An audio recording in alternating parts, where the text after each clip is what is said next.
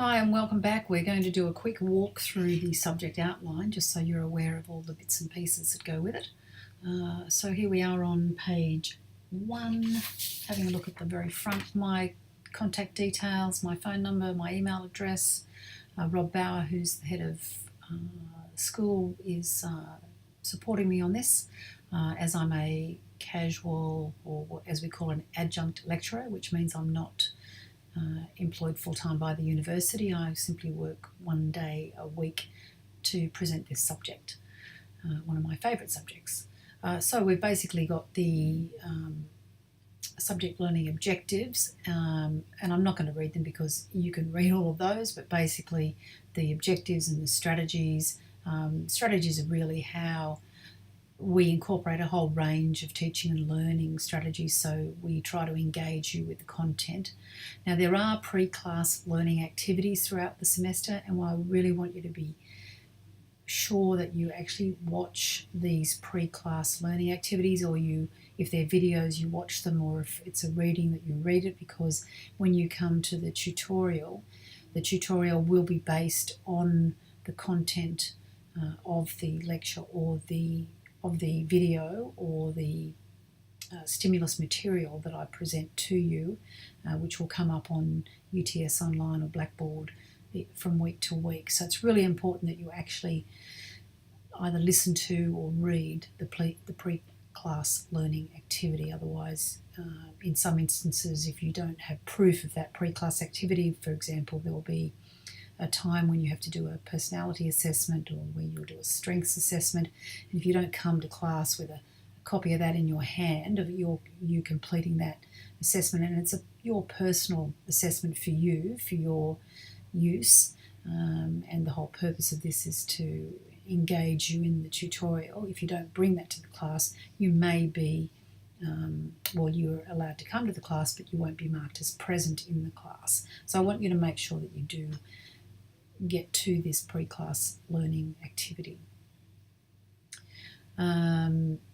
Content. So here we come into the various weeks. So this first week that we don't actually have any face-to-face lectures, it's online. And as I said before, here's the textbook, Lifespan Development, and I would really like you to purchase a copy of that.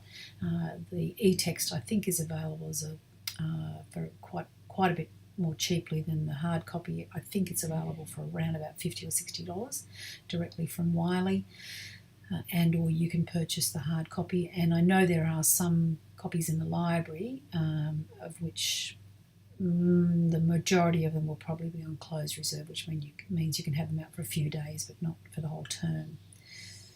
And then we go from week to week, and so each week we have a pre-class activity where you'll be required to read, as I said, read things or answer some questions, and then we'll have the lecture, which will be live, me presenting that with quite a bit of interaction throughout the lecture, and then the tutorial where there'll be lots of interaction. And my desire in the tutorials is to try to present things in a way that actually match up with all the different learning styles. So hopefully you've got some idea about what your learning style is. If you don't know, I would suggest that you actually go online and see if you can find a test. There are many of them free to work out what your learning style is. Is it auditory? Is it visual? Is it kinesthetic? And find out what it is, and then hopefully I will be presenting in a variety of ways that allows you to learn in the way that you receive the information best. So that's always useful for you to know. So as we go through each of the weeks, we've got the week number on the left here, the date and the lifespan that we're actually covering. So for example, week 2, the 10th of August, we're doing early childhood.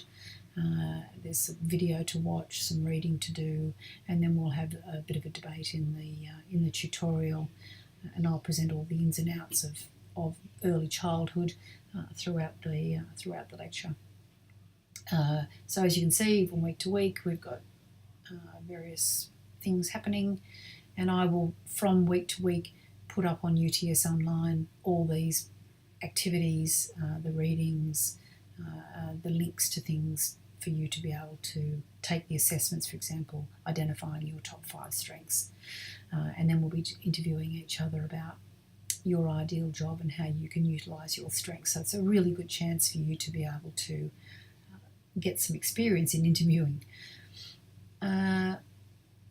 Just going through the weeks, we have STUVAC on the 14th of September, which means there's no lectures or tutorials that week. And then we keep going right through to, where are we? They're almost the very end.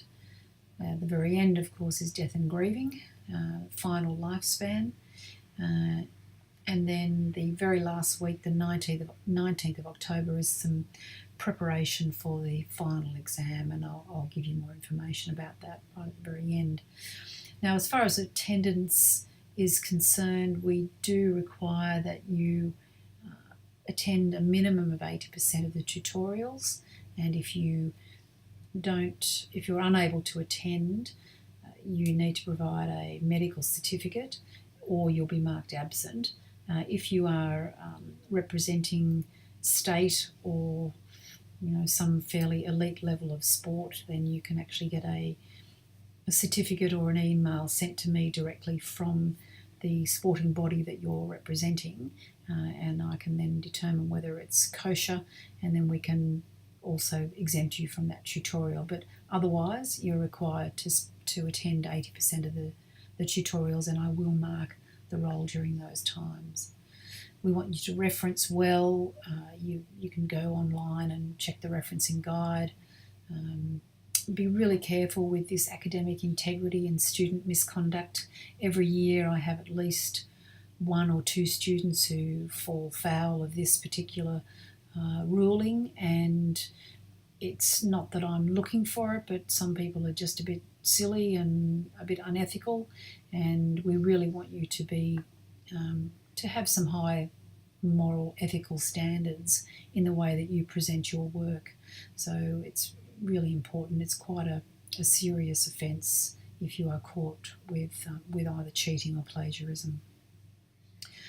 You need to submit assignments, and you actually need to sign a document or to fill out a document to prove that you are agreeing that this is all your own work for plagiarism or cheating purposes, so that we're making sure that you are agreeing that it is your own work.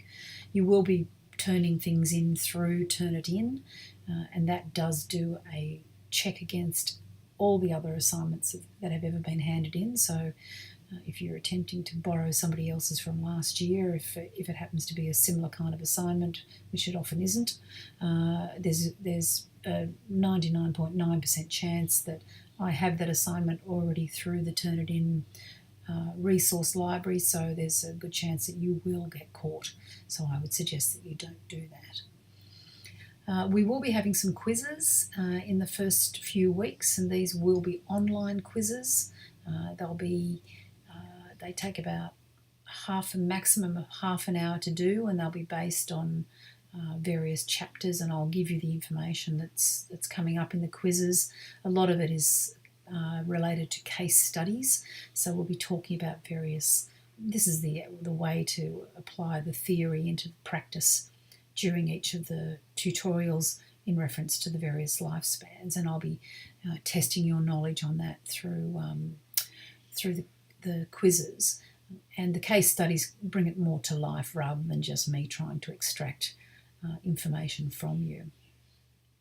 And then you have a reflective journal to write, and this is quite an interesting piece, and it's based around the adult, late adulthood lifespan, and you'll be asked to interview a person in this age group and write a paper on that. So that's towards the end of the semester. It's due on the 12th of October via Turnitin, and I'll be getting you your marks back with some comments prior to the final exam. The final exam is based around the second half of the semester, so I'm not expecting you to know all of the information from the entire semester because it's a very content-heavy course. I'm only expecting you to know information from the second half of the semester, and this will be a multiple choice exam with a number of case studies through it with multiple choice questions based in that. So it's much more about learning and applying the theory into practice and seeing how you bring that information forward by answering these multiple choice questions. If your assignments are late, you will be penalised 10% or 5% a day. And there's an example there that you can read about how we work that out. If you have a need for special consideration, you need to apply for that, and you need to put that in writing, and there is a form that you can fill out for that.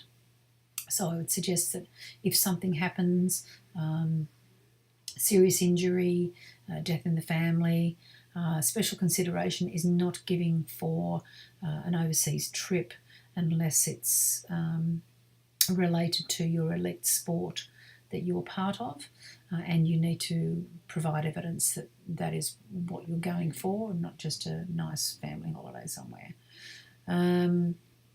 Talked about the texts already. There's a whole series of references as well with information.